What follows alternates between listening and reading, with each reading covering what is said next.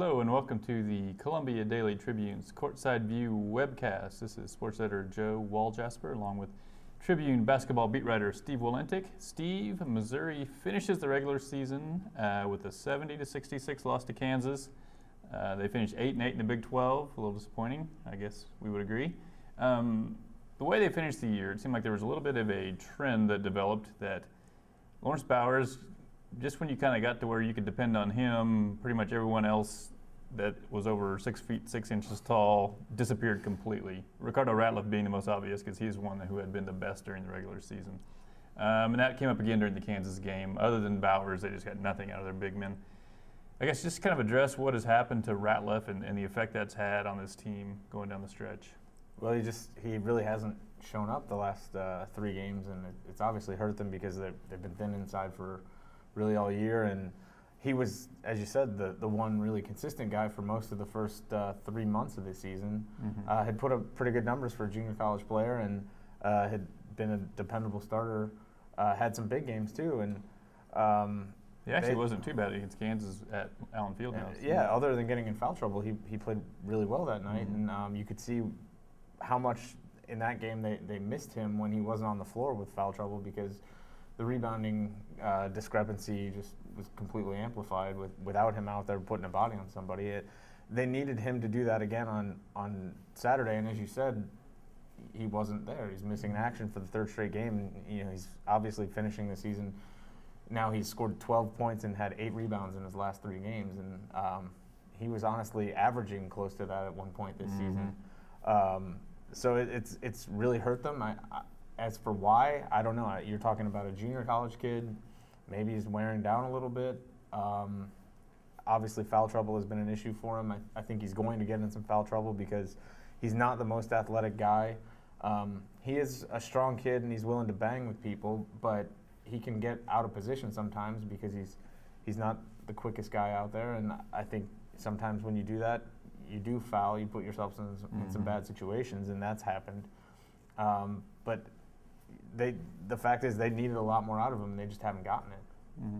And he's not the only one. Obviously, Safford's really kind of dropped off the face of the earth here late in the season. And Steve Moore does what he can do, but he's just not at all an offensive player. He doesn't even look at the basket, really. And so they've kind of gotten to the point where they have nobody on this team that can get down the post and you can throw the ball to and try to get anything out of them. Yeah, because even Lawrence scoring, I mean, his game is slashing to the basket, getting tip-in offensive rebounds, and knocking down he's got a pretty nice mid-range jumper that he's used effectively and did again, I think, against Kansas. But they don't have a guy in the post that they can throw it to, draw a double team, and cause some problems for teams, make them scramble around. That's hurt them. And, I think Ratliff has a chance to get back to the level he was playing at earlier in the year. This is, as Mike Anderson will say, it's a new season.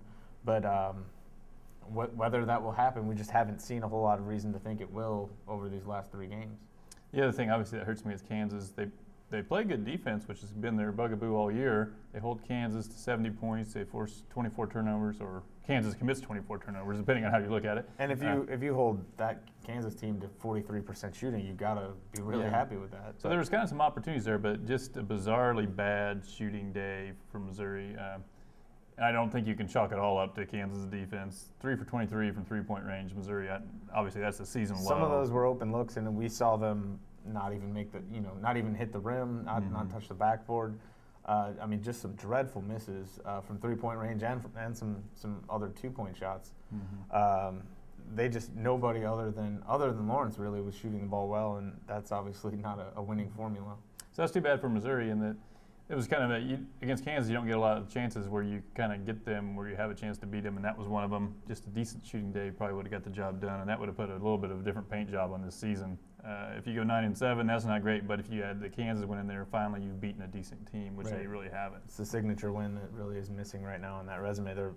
You look at their best wins; they're against Kansas State and Vanderbilt. Now those teams are certainly in the tournament field, but I don't think anybody's going to anoint them championship contenders. No. Okay, so Missouri drops all the way down to number 6 as far as being tied for 5th in the standings, but they're Lose sixth in the tiebreaker seed, Colorado. which might actually, we'll get your opinion on that, but I think it might actually have helped them if they want to try to make a deep run in the tournament. Yeah, honestly, I think this is the best spot that anybody who's not having to write about the game at 8:30 at night could have asked for. Texas Tech is obviously the team they've beaten, and now Texas Tech has lost their coach. I do think Texas Tech's a little bit dangerous because they do have some personnel, but you just wonder how they're going to be. Pat Knight was fired on Monday, and you wonder how they're going to be emotionally and if they're really invested in playing this game. Missouri certainly should beat them, even if they are. I think the Tigers are a better team, have been all year. If you get past Texas Tech, then you're looking at Texas A&M, and that's a team that you played down to the wire and really should have won in regulation in College Station way back in January. And I think A&M is a little bit limited offensively, which is good for a Missouri team that hasn't defended very well all year, although the Aggies did score pretty well against the Tigers in College Station. But I think right now you want to be on the other side of the draw from the two teams in Kansas, because they're the two teams that are playing as well as anybody in the Big 12 right now, and they are. So I think it is the best spot that they could have asked for at this point. Okay, and the only other really newsworthy thing that happened last week was pretty newsworthy. Arkansas, of course, is getting close to probably getting rid of their coach, although we don't know that for sure. John Pelfrey is kind of struggling here pretty deep into his tenure. There's always the question about Mike Anderson, since he was an assistant coach there. Will he be somebody that Arkansas would go after? And we've seen the last 2 years Mike Anderson was willing to listen to other teams. He comes out and says Friday that he wants to retire at Missouri, basically, which is, he's never made that kind of statement. He's always been very kind of cagey when there's a chance to talk to other teams. So just your thoughts on what that means, how important that is, if you believe him. I'm not sure exactly what to make of it, but I was struck, as you were, by the fact that he said anything at all. Because, as you say, he's been willing to be cagey about these other situations forever, until he makes up his mind. And I thought it was really unprecedented that he would reach out to somebody and make a statement one way or the other that seemed to shoot down his interest in the job. He obviously can change his mind. We've seen coaches do that before, and him making the statement was a good way to maybe eliminate some questions about it over the next couple of weeks. But he's certainly not bound by it. But I do think there's a lot of reasons to trust that what he said is true. I think he's got the majority of this team coming back. Obviously, it's been a disappointing season, but I don't think that it's automatic that they can't turn things around next year and have a good year. I think there are pieces in place that could form the foundation of a pretty good team. When you're talking about Denman playing at a first-team All-Big 12 level as he has this year, I really think Bowers, we've seen the last 5-6 games, has found some level of consistency that was the big thing that was really missing in his game. I think he's got a couple of young point guards who presumably will make some progress. The possibility of adding another athletic big man, which has really been a problem, the missing piece at the top of the press. If they could get somebody in to fill that role, I think their defense gets a whole lot better. And I don't know that he's dying to start from scratch again. So I think there are a lot of reasons to trust him that he does want to be here. And I think we've talked about this off camera, that Missouri probably is going to have some more money for him if it gets into a bidding war. I don't know that they're going to break the bank for him, but they could probably give him some extra incentive to stick around.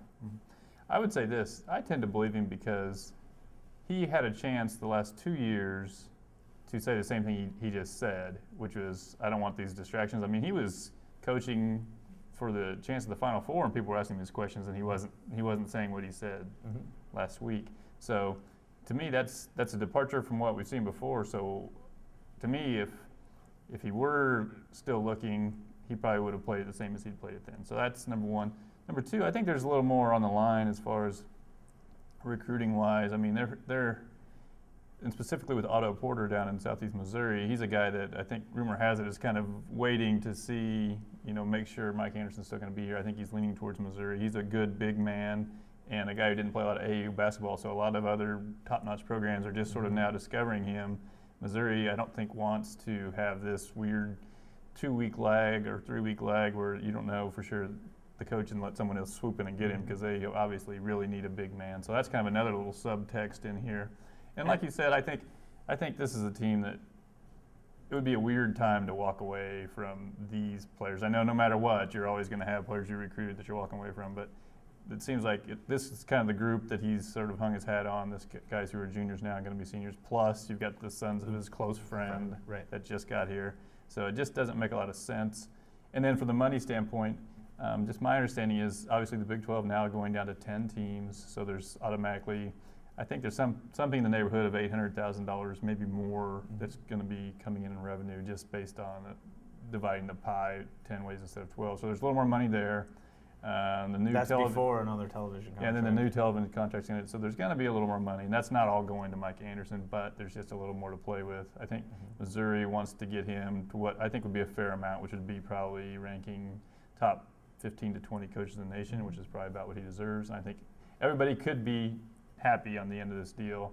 Will he get as much as he could have got somewhere else? No, but he could be making more at Georgia or Oregon too. Already, yeah. And that he said before he's not a money guy, and I think you have to at least take that. You have to take him at his word for that, because he's shown 2 years in a row he's taken less. I mean, he took almost maybe $500,000 less 2 years ago to re-up at Missouri for 7 years, and maybe turned down even a bigger raise at Oregon last year. So I don't think if he goes somewhere, it's not going to be simply because they outbid Missouri. I don't know. I just think he seems like a stand-up guy. I mean, it doesn't seem like he's Nick Saban or whoever saying, yeah, don't worry about it, and then turn around the next day and being on a plane. I guess I sort of trust him when he says he's interested in retiring here.